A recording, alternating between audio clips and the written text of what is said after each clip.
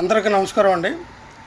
కూటమి ప్రభుత్వం గత ప్రభుత్వం మీద కోపంతో కావాలని రెడ్ బుక్ రాజ్యాంగం అమలులో భాగంగా కొంతమంది ఐఏఎస్, ఐపీఎస్ మరియు ఇతర అధికారుల మీద కేసులు పెట్టి అరెస్టు చేసి ఇబ్బంది పెట్టడం అమానుషం.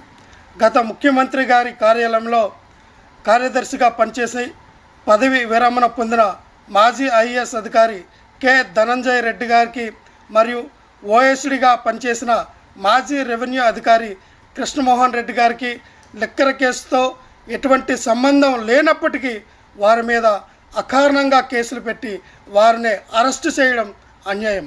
ఇలాగైతే ప్రభుత్వంలో అధికారులు ఎవ్వరు కూడా పనిచేయరు.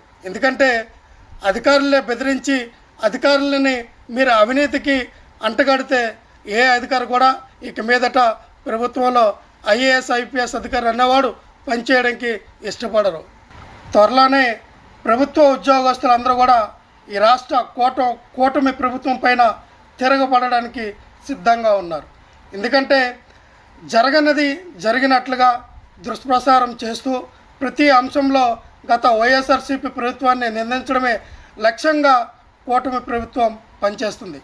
కూటమి ప్రభుత్వం అధికార దుర్వినియోగానికి పరాకాష్ఠగా కనబడుతూ ఉంది. ఈరోజు మాజీ ఐఏఎస్ కె ధనంజయ రెడ్డి, మాజీ ప్రభుత్వ అధికారి కృష్ణమోహన్ రెడ్డి గారిని అరెస్టు చేయడం మనం చూస్తున్నాం. ఎందుకంటే లిక్కర్ స్కాము ఎక్కడ అవినీతి జరిగింది, ఎలా జరిగింది, మీరు అన్నట్టుగా 3,000 కోట్లు 4,000 కోట్లు ఎలా మనీ ట్రైల్ అయినాయి, మనీ లాండరింగ్ జరిగిందో ఎక్కడ మీకు ఎటువంటి ఆధారం లేకుండా తప్పుడు సాక్ష్యాలు, తప్పుడు వ్యక్తులతో తప్పుడు సాక్ష్యాలు చెప్పించుకొని వాళ్ళు భయపెట్టి లేనిపోని కేసులు పెట్టి అరెస్ట్ చేసి వాళ్ళని జైలు పెడితే మిగతా వాళ్ళందరూ భయపడి అదే కోవలో మిగతా వాళ్ళని చాలామందిని ఇరికించి మీరు ఇబ్బంది పెట్టే ఆలోచన చేస్తూ ఉన్నారు. అంటే ఈ రాష్ట్రంలో పదే పదే చెప్తున్నటువంటి మరి నారా లోకేష్ గారు మరి రెడ్ బుక్ రాజ్యాంగం నడుస్తుందే తప్ప ఎక్కడ ప్రజా పరిపాలన, ప్రజారంజక పరిపాలన మరి నడవటం లేదని మరి తెలుస్తూ ఉంది. ఇదా ప్రజాస్వామ్యం, ఇదా పరిపాలన, ఇదా డెమోక్రసీ, ఇదా పరిపాలన అంటే ఇదంతా నియంత పరిపాలన.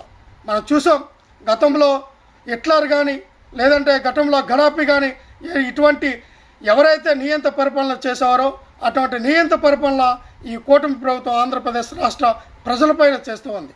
మీరు ఇచ్చిన హామీలు ఏంటి, మీరు ఇచ్చిన వాగ్దానాలు ఏంటి, సూపర్ 6ని పక్కన పెట్టి మీరు చెప్పిన వాగ్దానాలు పక్కన పెట్టి ప్రజలు మిమ్మల్ని నిలదీస్తున్నారనే భయంతో, ప్రజలు మిమ్మల్ని పదే పదే అడుగుతున్నారనే భయంతో డైవర్షనల్ పాలిటిక్స్ భాగంలో ఈ యొక్క లిక్కర్ స్కామ్ అనేది బయటికి తీసుకొచ్చారు.